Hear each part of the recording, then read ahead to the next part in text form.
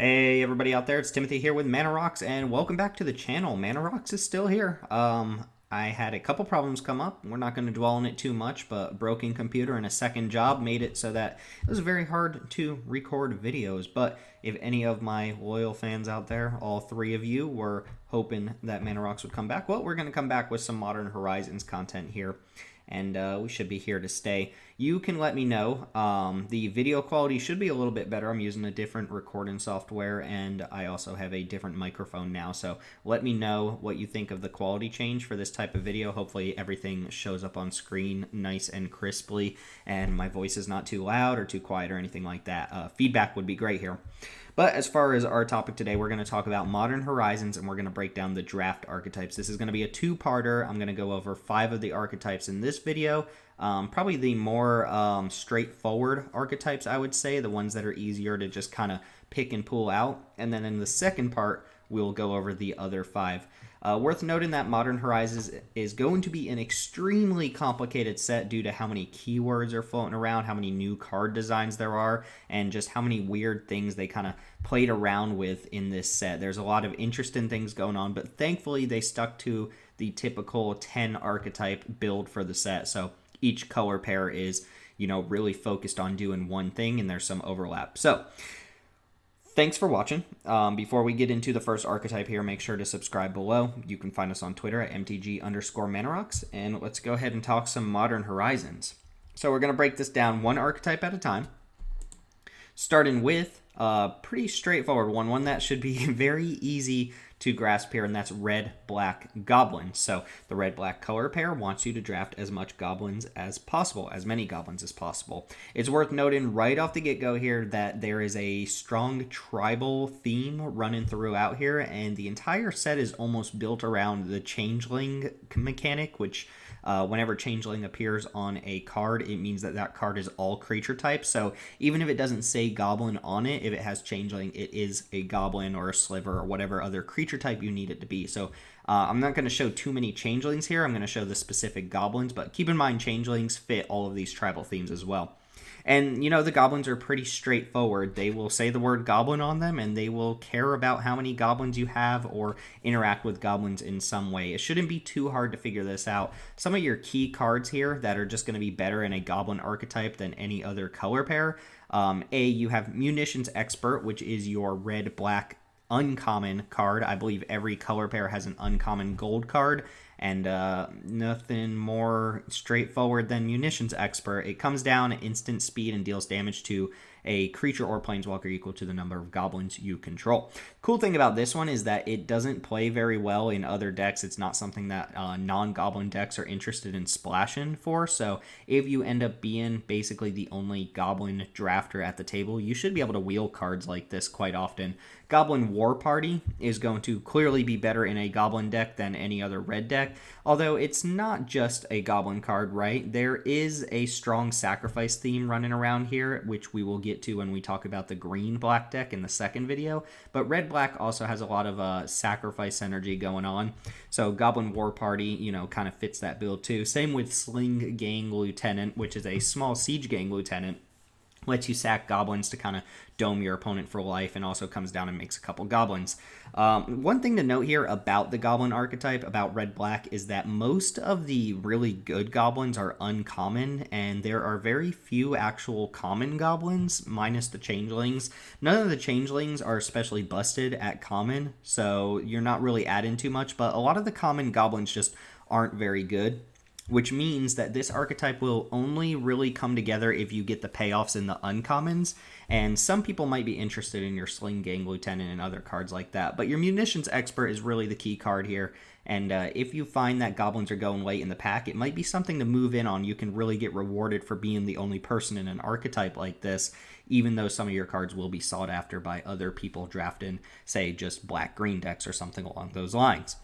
Worth noting here, I wanted to mention a couple cards. First off, Lightning Skelemental is not a goblin, but it is an extremely aggressive punishing card, and it's virtually uncastable outside of just a red-black deck, right? A lot of decks are not going to be splashing double red. Some red decks might splash black for this card, but not the other way around. So if you end up opening this, it does kind of lead you into the goblin path by virtue of just being a black-red card, but it doesn't really make your goblins better or anything like that. This card is not a synergy card, it's just a pure power card, and when you are drafting the goblins deck, you could get rewarded by just having one of these in your deck.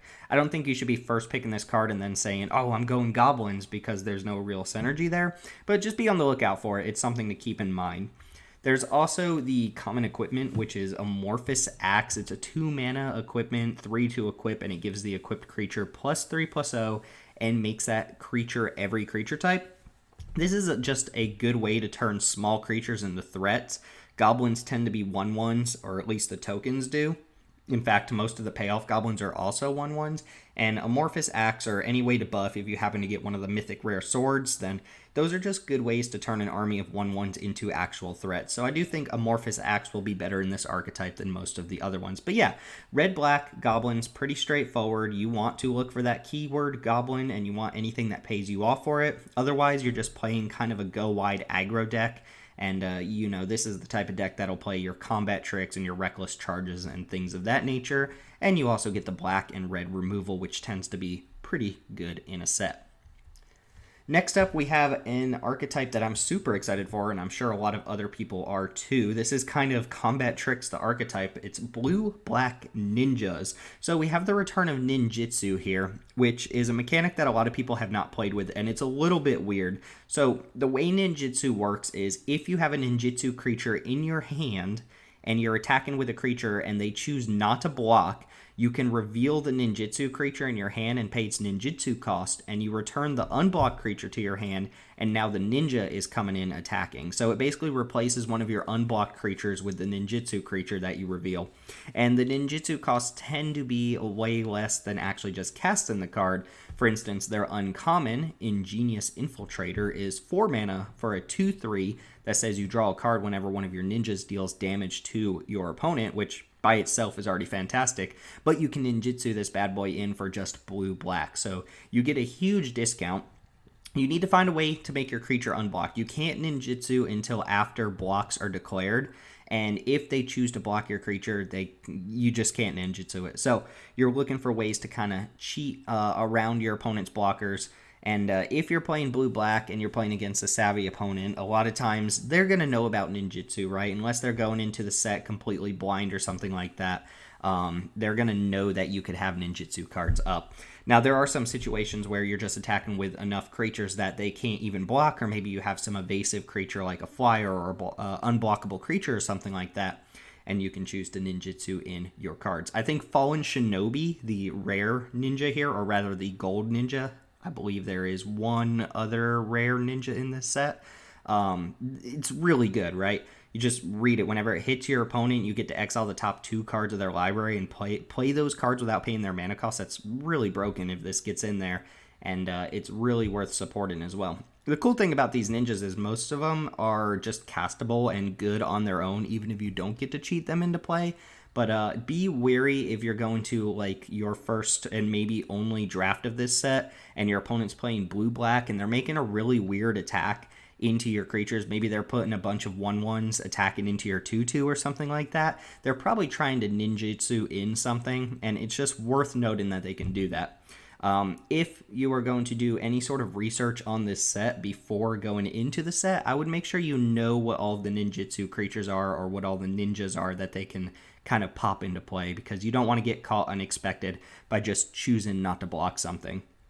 Now, a couple creatures or cards that are going to just be better in this archetype than most of the other archetypes here. You have Changeling Outcast, which, yeah, it's a ninja itself, but it's a single black mana for a 1/1 that can't block and can't be blocked. You don't care so much that this can't be blocked. It's just an unblockable creature, and unblockable creatures are going to be fantastic with ninjutsu. This is the cheapest one in the set as far as unblockable creatures go, so you can just pop this one out, ninjutsu it. You can probably even ninjutsu on turn 2 or turn 3 pretty easily, and your opponent can't do much about it unless they kill the outcast. Even then, they're using removal on your 1-drop, so be it. It's pretty easy to ninjutsu the Changeling Outcast back to your hand and then play the Outcast in the same turn since it's so cheap, and then use ninjutsu again on the following turn. So this is one of your key cards. You also have things like Watcher for Tomorrow and Mana War, just these good enter the battlefield trigger effects. Things like Mana War that bounce your opponent's creatures. Watcher for Tomorrow kind of gives you card advantage when it leaves the battlefield. And being able to reuse these with ninjutsu is nice. So you get to bounce these creatures back to your hand if they're unblocked, and then you get to cast them again and reuse them. So there's a little bit of recycling your ETB triggers with ninjutsu as well. That's a little bit more finicky because you have to be in a position where your Mana War can attack and is for some reason unblocked. And if that's the case, you're probably doing fine that game anyway. But it's worth noting that these kind of value 2-drops and 3-drops get a little bit better when you can reuse them with your ninjas. On top of that, I wanted to go ahead and mention a couple cards that I think are really only going to be good in the ninjutsu archetype. Fairy Seer is a single blue mana for a 1/1 flyer, and when it enters battlefield, scry 2. People are going to look at this and feel like it's just an amazing card, and it's not. Scry 2 is a nice little bonus to have on top of a creature, but a 1 mana 1/1 flyer is just not great. So if you're playing blue-red or you're playing blue-green or something like that, you don't really want Fairy Seer. But similar to the Changeling Outcast we just saw, the single black mana Changeling, this is just a good evasive creature to have early on that's going to almost guarantee you can ninjutsu your creatures early unless your opponent plays a flyer. And again, if they want to use removal on your 1-drop, then so be it, right? So I like the Fairy Seer in the Ninja deck, even though I think it's a pretty poor card in other archetypes. We also have Smoke Shroud, which is kind of unique. It's 2 mana for an aura that gives the enchanted creature +1/+1 and fly-in, and it has an extra little bonus that says whenever a ninja enters the battlefield under your control, you may return Smoke Shroud from your graveyard to the battlefield attached to that creature. This is kind of cool. So what this lets you do is just stick Smoke Shroud on anything to make an evasive threat. You can throw it on some creature like a 2 mana 2/2, maybe, I don't know, your Mana War, a creature that otherwise may not have been able to attack that turn, and now it has fly-in. You get to attack with it. It's probably not going to be blocked because it has fly-in, and then you get to ninjutsu the Mana War back to your hand and put your ninja into play, tapped and attacking. And because the Mana War bounces back to your hand, the Smoke Shroud will go to the graveyard, and then you can just reattach the Smoke Shroud to this card. You can also ninjutsu in with a ninja too, right? If you want to stick the Smoke Shroud on a bigger creature or something like that, you can actually ninjutsu your ninjas too. Kind of a cool little trick to know about ninjas. If your opponent goes to use a combat trick, or something along those lines, after you ninjutsu in a creature, you can ninjutsu once again if you have another one, so you can kind of chain them together. But yeah, Smoke Shroud, not a great card outside of the ninja archetype, but if you have a reason to be making your creatures evasive, then Smoke Shroud is going to be something you're looking for. And then the last card that was tailor-made for this archetype is Cunning Evasion. It's 1 in a blue for an uncommon enchantment, and it says whenever a creature you control becomes blocked, you may return it to its owner's hand. So this is basically saying that you have immunity from losing your creatures during combat as long as they're attacking, right? You can freely attack with everything, and then your opponent can, sure, block your creatures profitably, but you get to bounce them back to your hand and reuse them, which means either A, you are going to be able to reuse something like a Mana War, or B, they're not going to block and they're just going to take that combat damage. Clearly, this was designed to let you just attack with a bunch of creatures, make it so that your opponent can choose blocks, but let maybe 1 or 2 of your creatures through. You can ninjutsu on the creatures that got through, and then you can bounce back the creatures that didn't get through.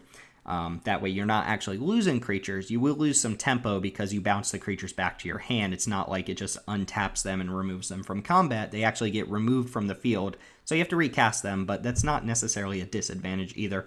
This is a cool little card that really doesn't do anything outside of the ninja archetype, but it's the type of card you can get rewarded for and a little bit of a build around as far as ninjas go. So yeah, this is a tricky archetype. There's a lot to talk about here. Ninjutsu is a very complicated mechanic, and for players who have not experienced it before, it can really catch you off guard. The ninjas are all pretty good. I don't think there are any unplayable or even any bad ninjas in the set. Most of them are just good to like really good. So be on the lookout for it. Again, do your research. Ninjas, they're kind of like combat tricks. So don't be caught unaware here. Make sure you've done your research and make sure you know what kind of ninjas your opponent can be putting into play before you go getting into this set.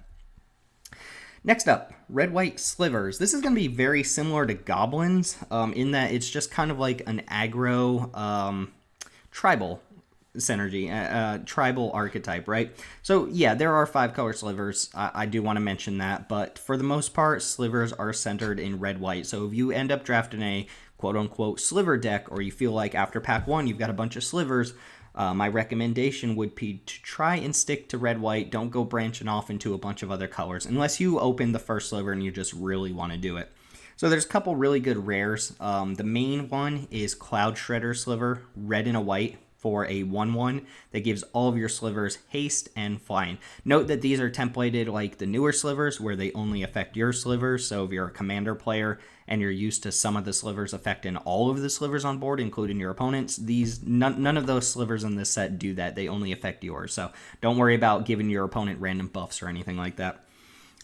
Flying and haste to every single sliver you play is pretty fantastic, and a lot of them have tap abilities too. So if you're not being super aggro with your sliver deck, then you might be able to use the Cloud Shredder Sliver just to get immediate advantage off of some of your tapping slivers.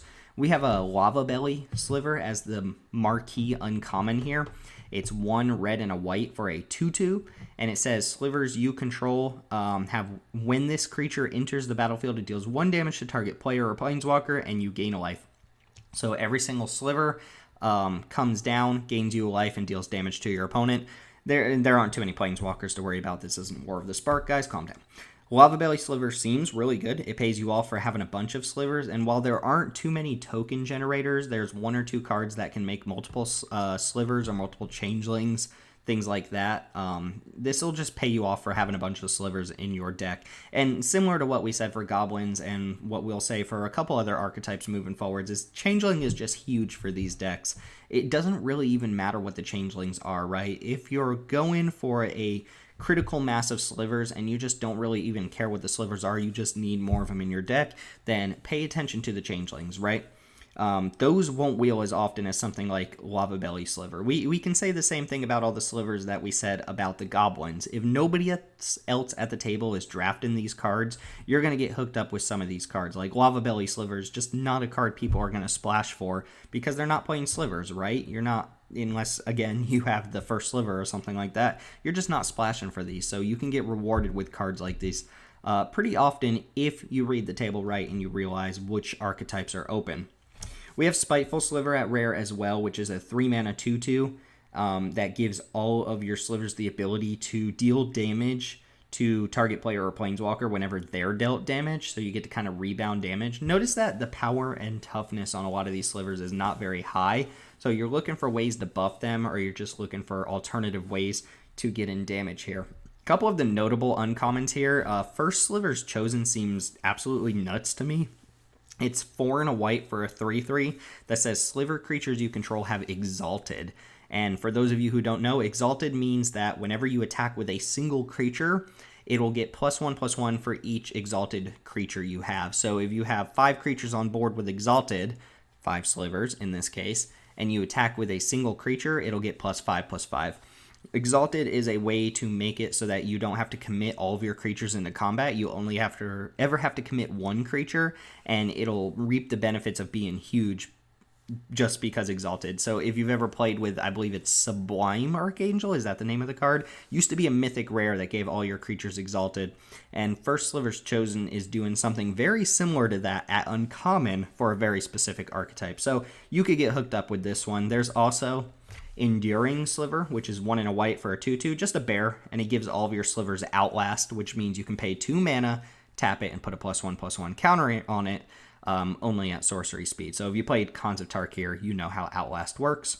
You can't do it the turn the creature comes into play, though. It is a tap ability, even though it's in the reminder text of the card.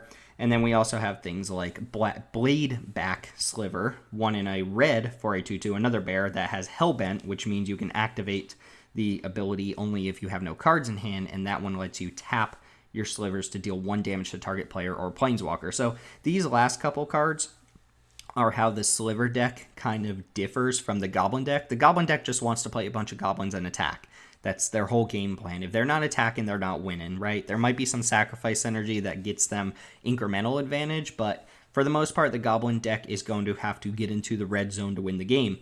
The Sliver deck is looking to find alternatives to combat if it can't attack. If you're not in a position where your Slivers are able to attack into your opponent, maybe they're just completely on lockdown or they have a bunch of blockers or something like that, and you can't profitably attack, you can use things like Enduring Sliver or Bladeback Sliver to kind of get an advantage until you overwhelm your opponent. And, that's just what Slivers do. They grant each other their own abilities, so a bunch of Slivers will become just an unstoppable horde with a bunch of different abilities. And you can kind of pick and choose which abilities are relevant to whatever situation. Again, this is a very specific archetype. The Changelings benefit from being buffed by the Slivers. They don't necessarily add too much to the Sliver deck. So it's worth noting that if you find yourself going down the red-white path and you don't have a bunch of Slivers, you might be doing something wrong. Yes, again, I want to mention that there is one uncommon Sliver in each of the other colors. There's the Unearth one in black, there's the Untapper in blue, and there's the one that rewards your Slivers for dealing combat damage in green. I don't think any of these are necessary, but it is worth noting if you have good mana fixing somehow or you have easy ways to splash, that, yeah, you can play these, they're just not necessary. And yeah, if you open the first Sliver, these become a little bit more appealing, but they're more like trap cards here. You do not need to splash. You should be primarily red-white when you're drafting this deck, and if you find that you have an easy splash for black or an easy splash for green or blue or something along those lines, then yeah, I can see you including these, but these are going to be cards that people play in their individual colors as just one-off Slivers, not necessarily something that you should be stretching your red-white deck for. Moving along, we have a very interesting archetype here, blue-green snow. So a snow permanent doesn't actually do anything special. It's just, I believe, a super type, kind of like a legendary permanent. Legendary doesn't mean anything. It's just there for flavor and it interacts with cards that care about legendary. Snow is kind of the same way. It doesn't mean anything unless another card references a snow permanent here. It is worth noting, and I'm not 100% sure how this is going to work yet. I haven't read too many articles, but I believe there is a basic snowland in every single pack of Modern Horizons, which means that those are going to be drafted. They're not going to be pulled out like regular basics. They're going to be in the actual draft pod, and if there is one in every single pack, you'll have to pick and choose when to actually pick up basic lands during the draft to add to your deck. So if you have a bunch of things that care about snow permanents, you're going to want a critical mass of snow permanents in your deck, which means you're going to have to prioritize those snow lands very highly. As far as payoffs go, there's quite a few in this set. Your big uncommon here is Abominable Treefolk. It's 2 green and a blue for a star equal to the number of snow permanents you control. It'll always count itself, so it'll always at minimum be a 1/1, but for every snow land you have, every snow creature, every snow enchantment, every snow permanent you have gives this thing another +1/+1. So if you're really dedicated to the archetype, this thing can be quite good. It has trample, so pays you off for making it very huge, and it has kind of the Frostlink's effect, or Chillbringer, if you will. When it enters the battlefield, you tap down one of your opponent's creatures for a turn, and it doesn't untap during the next untap step. This card seems quite good. And snow is kind of similar to some of the tribal archetypes like Goblin and Sliver, where if other people are drafting cards that care specifically about snow cards, or rather if the other people in your pod just don't care about snow permanents at all, then you're going to get rewarded with stuff like the Abominable Treefolk. There are some snow permanents that are playable outside of the snow archetype, but things like the Treefolk just don't really cut it as splashes unless you're really dedicated to the archetype. So if you go all in on the snow stuff and it's open, you can get cards like this. And, in the late game, this can be a 4-mana 6/6 trampler that taps a creature, and it's not really too hard. There's quite a few snow things floating around this set. And like I said, if you prioritize those basics and you prioritize your snow cards, you should be able to make this thing quite huge. Similar to their rare, the blue-green rare is Icefang Quaddle. It's a 1/1 flyer for 2 mana. It has flash, fly-in. If you have at least 3 other snow permanents, it has Death Touch, so you can use it kind of as a combat trick. And when it enters the battlefield, you draw a card. It seems like a lot of people misread this card and they think you draw for having 3 or more, and this thing just has Death Touch. That's not quite exactly how it's worded, but just a flash flyer cantripping creature is already decent enough. And then the fact that it might have Death Touch some amount of the time makes it quite good, you know. Again, this is a card that some other decks might be interested in, but similar to the Abominable Tree Folk, if you're pushing the snow theme really hard, you're going to get quite a bit out of this card. It's going to be just a natural 2-for-1. Trade in with an opponent's creature, cantrip, and replace in itself. And while it doesn't have a huge board presence, you're really mostly using this as a removal spell that just replaces itself. And it adds to your snow count, right? It won't add for its own ability. It only counts if you have 3 other snow permanents, but it does count for your other snow stuff like your Abominable Tree Folk. So there's kind of like a synergy between all of the snow stuff. Anything that cares about how many snow permanents you have is just naturally going to work with other cards that are very similar to that. You also have Glacial Revelation is 2 and a green for a sorcery. You reveal the top 6 cards of your library, put any number of snow permanents from among them into your hand, and the rest into your graveyard. We'll talk about this card again in a couple other archetypes because there are some graveyard-based synergies that are just going to want this for the mill effect that it has, but this card is potentially an absolutely insane card draw spell in the snow archetype. You get to look at 6 cards, and you get all of the snow permanents from those 6. This can be a draw 6 if you just run super smoothly. If you reveal 6 snow permanents off the top with this, that's a draw 6 for 3 mana, which is just completely unheard of. Realistically, your deck is not going to be all snow permanents all the time unless something went extremely well for you. So you might get 1 or 2 cards off of this. Hopefully you can get at least 2 and it'll be a divination. And if you're really dedicated to the archetype and you have a bunch of snow lands, you can probably reliably get 3, maybe 4 cards. And either of those situations seems great, with the downside of a divination being just fine. If you're running like 10 snow permanents, I would probably leave this on the sideline unless you care about the graveyard synergies or just filling up your graveyard with cards. But if you can reliably make this a divination and sometimes better than that, it's going to be something that would reward you quite a bit for having a bunch of snow permanents. A couple cards I wanted to note here that are just playable outside of the snow archetype, but are going to be much better in the snow archetype. We have Winter's Rest, which is kind of like a claustrophobia effect. 1 in a blue for an enchant creature. It is a snow enchantment. When it enters the battlefield, you tap the enchanted creature, and as long as you have a snow permanent, that creature doesn't untap during its controller's untap step. This card is actually very, very bad if you don't have another snow permanent. If this is the only snow permanent in your entire deck and all you do is tap an opponent's creature, they just get to untap it. It doesn't really do anything else. But if you have at least 1 other snow permanent on board, that creature won't untap. And you can play this out earlier in the game, and then once you draw another snow permanent, the second ability will start kicking in if it's still tapped, but it might be untapped by that point. So you really want to get a snow permanent down and then play Winter's Rest. This is the type of card I think people are going to pick up for their blue decks, maybe misreading it or just having a couple other snow permanents, but it's going to be fantastic in your deck if you're in this archetype. There's a weird rare here called Merit Legis Slumber. It's 2 mana for a legendary snow enchantment.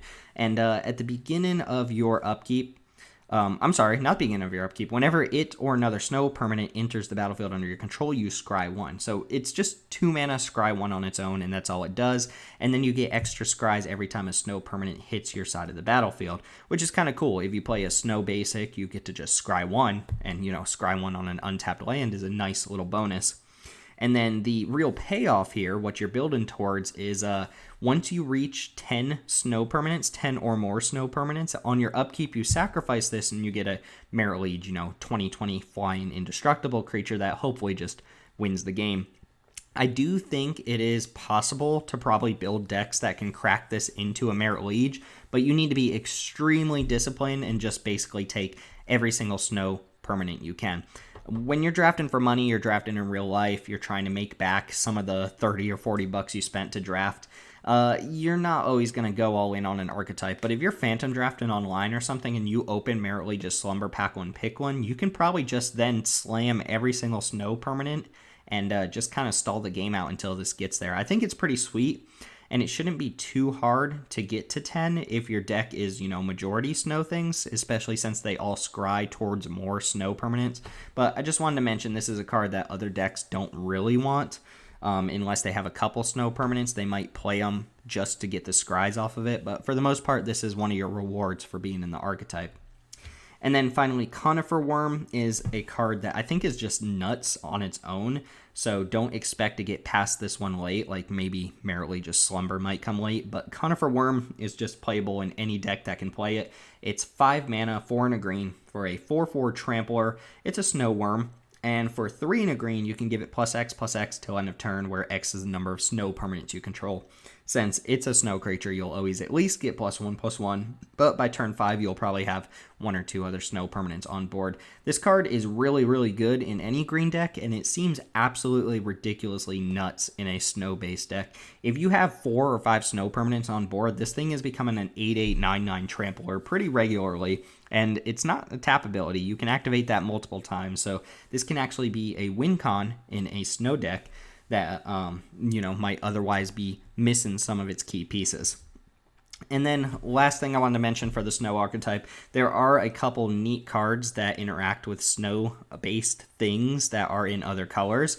Dead of Winter is 2 and a black for a rare sorcery that says all non-snow creatures get -X/-X until end of turn, where X is the number of snow permanents you control. So this incentivizes you, A, to have a bunch of snow permanents, and B, to have a bunch of snow creatures that won't die to it so that you can make it kind of a one-sided wrath. There's a little bit of awkwardness here too. Black is not really a snow archetype, so if you want to play this in just your black deck, you're going to need a bunch of snow permanents to make it even relevant. You're not really playing this in your goblin deck, right? Unless you're prioritizing snow swamps and snow mountains, which you're probably not doing in that archetype, then this card's just not going to cut it. Where it's really good is in blue-green, that's splash and black. Similar to the next card, On Thin Ice, it's 1 white mana for an aura. It's a snow enchantment, and it enchants a snow land you control. So you can just stick it on any snow land you have laying around. When it enters the battlefield, you exile a creature an opponent's controls, and when it leaves the battlefield, they get that creature back. So kind of a Chain to the Rocks, if you remember that card, or a temporary kind of banish and light type effect, but only as long as you control On Thin Ice. If the land gets destroyed or if On Thin Ice gets destroyed, they get the creature back. But it's a white card, and this is a blue-green archetype. Similar to Dead of Winter, these are cards that were designed to kind of interact with snow things, and they're awkwardly at their best in a blue-green deck, which is the snow archetype, but they're playable outside of it if you dedicate yourself to the snow stuff. It's worth noting that there is one mana fixer here called Arkham's Astrolabe. It costs a single snow mana to cast that can be paid with any snow permanent. If a creature taps for snow or if a land taps for snow, it doesn't matter what color you're making. You can just cast the Astrolabe with that. And for 1 mana, you get to cantrip it. It enters the battlefield and draws a card, and then you can use it as a mana filter, similar to a Prism Array or something along those lines.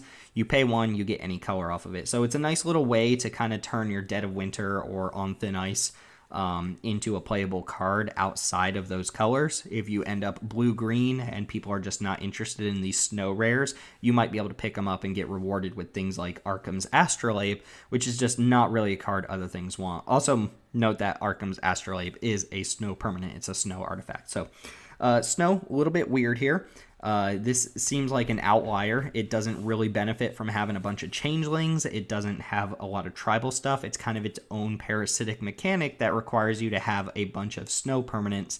And seems like a very streamlined archetype. You know what cards you want when you're in this. You're just looking for that one little word, snow. Similar to Slivers and Goblins, if you're looking for those cards, you're looking for those words on the card. Same thing with snow. You're looking for the word snow on a card, and it's probably playable in this archetype if it says it. And that brings us to our last archetype for today.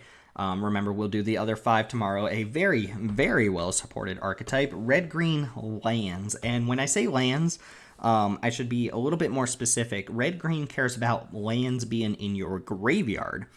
There's some neat things you can do with the lands on the battlefield, but this isn't necessarily like a lands matters archetype, like landfall or something like that. It cares about you having lands in your graveyard. So your payoff cards here are Ruination Rider. It's green-red for a 2/2 uncommon. When it dies, you may have it deal damage to any target equal to the number of lands in your graveyard. Any target. If you get a bunch of lands in your graveyard, this bad boy can go upstairs and hit your opponent for 5-6 damage. And you'll see there's a bunch of lands that can end up in the graveyard here. Can also just take out a creature on its way out. So Pretty sweet little card if you enable it. Just note that if you have no lands in your graveyard, somehow, maybe you have one in your graveyard, this card loses a lot of its appeal. But you're really prioritizing getting lands into your graveyard and then having this thing die somehow. We also have Orescale Guardian. 5 red, 7 mana. That's pretty expensive in this set. For a 4/4 flying haste creature. Okay, that's decent. 7 mana is a bit much for that even. And it costs 1 less to cast for each land card in your graveyard. So again, this could potentially cost red for a 4/4 flying haste. That won't come down on turn 2, but there are ways to get a bunch of lands into your graveyard. We already saw one of them with the snow card that lets you look at the top 6.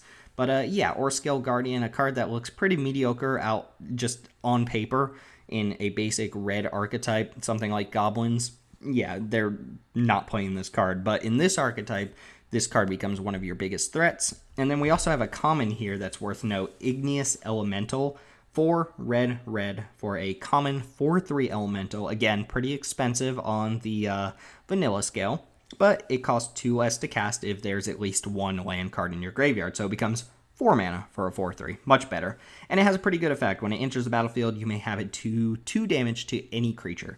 And that's a pretty nice ability. For 6 mana, that's asking quite a bit, but for 4 mana, you can do much worse than that on common. 4 mana, 4/3 shock a creature when it comes into play is quite good. So these 3 creatures here are kind of the backbone of this archetype. These are the payoffs for being in red-green. There's a Planeswalker too, but it's a mythic rare, and it doesn't really pay you off for having lands in your graveyard, since it actually pulls lands out of the graveyard. And I don't really evaluate Planeswalker Ultimates too highly in Limited, since they just rarely ever come up, or you're just dominating a game where you get to Ultimate a Planeswalker. So I'm not going to talk about that one too much, even though Wrenn and 6 is quite cool. Now, as far as ways to get lands into your graveyard, some of the more, I guess complex is not really the word, but some of the ways that are built into this set to get lands into your graveyard are Nantuko Cultivator. This, I believe, is a reprint, used to be a rare. And it's a 4 mana 2/2. When it enters the battlefield, you can discard any number of lands, and this thing gets +1/+1 counters equal to the number of cards you discarded, and you draw that many cards. So a lot of times you'll just play this, discard 2 lands, draw 2 cards, and this thing will be a 4/4. Plus you pitch 2 lands to the graveyard, so you get to kind of feel your lands matter cards. We also have Spring Bloom Druid. I don't think this one's a reprint. I think this is a new card. 2 and a green for a 1/1. It's a common, and when it enters the battlefield, you may sacrifice a land to search up for 2 basic lands and put them on the battlefield tapped. So kind of a Harrow. It does put the lands in tapped. I believe Harrow puts in untapped, but not too big of a deal. It gets a land into the graveyard, and it actually ramps you while doing it, and it deck things you. You get 2 lands out of your deck, you're up on mana. Sure, 3 mana 1/1's not fantastic, but that's a body. You can use it in your green-black deck to sacrifice. So it kind of crosses over into multiple archetypes, but just a solid card to keep in mind here. And then a really neat card, really depends on how your deck is built, but Throes of Chaos is 3 and a red for a sorcery that has Cascade and Retrace. It's just all keywords. Cascade means when you cast it, you get to dig through your deck until you hit something that costs less than 4 mana, and you get to cast that instead.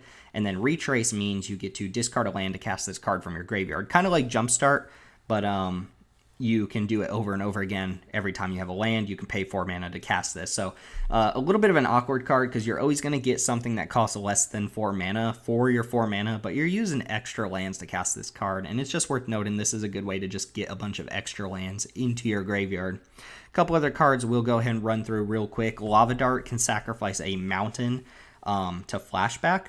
And while I think this is probably going to end up being a little bit more of a sideboard card, it is just a nice way to get a mountain in the graveyard and start fueling your synergies here. There's Winding Way, which is 2 mana. You choose creature or land, reveal the top 4 cards of your library, and you get all of the type of card that you revealed into your hand, and the rest go to the graveyard. So if you name creature, all of the lands you reveal in the top 4 will go to the graveyard. This is probably just an extremely playable card on its own, since it'll often draw you 2 creatures or something along those lines, but it's a nice little way to get lands into your graveyard. You could also name land and put a bunch in your hand, which might matter too, but for the most part, this is a nice way to just kind of feel graveyard synergy. And again, Glacial Revelation, which, in a non-snow deck, this is just mill yourself for 6, right? If you have no snow cards in your deck at all, this just puts 6 cards from the top of your library into the graveyard. Hopefully a bunch of lands if you're playing it here. I like this card a little bit better in the blue-green snow deck, but I wanted to go ahead and point it out. And then finally, before we wrap up this video, just note that there are 2 cycles of lands in this set that functionally get themselves into the graveyard. There's the rare lands, which can sacrifice themselves to draw a card, and if you're playing at least one of the colors, actually, even if you're not playing either of the colors, they might be worth including. For instance, Sunbaked Canyon only adds red mana in your red-green deck, but you don't really care because you're often going to sacrifice this to draw a card later in the game and get a land into your graveyard. There's also the cycle in lands. I don't know if they have a more specific name than that, but they all enter the battlefield tapped, add one of their respective color, and they cycle for one of their respective color. There's a lot of cycling going on in this set. There's a rare that even lets you cycle all of your lands. But as far as getting lands into the graveyard, you can't do it much easier than actually having a land which has an ability on it to get itself into the graveyard. The cycle in lands, I don't think you should skimp on those. They're very good. If you played Amonkhet, you'd remember that. Maybe Hour of Devastation, whichever most recent set had the cycle in deserts. Yeah, they're very good. So don't skimp on them. They're uncommon for a reason. And if you end up in the red-green lands archetype, they can be quite good. I can see this deck often running like maybe 18, 19 lands if you have a bunch of cyclers, just because you're going to want to get a bunch of your lands into the graveyard anyway, and you won't want to feel bad about cycling away your lands. You still need to make land drops on board, but you also want to get lands into the graveyard. So there's some tension there, and playing upwards of 18 or 19 lands can let you do that if your card quality is really good and you have a lot of the payoffs for filling up your graveyard.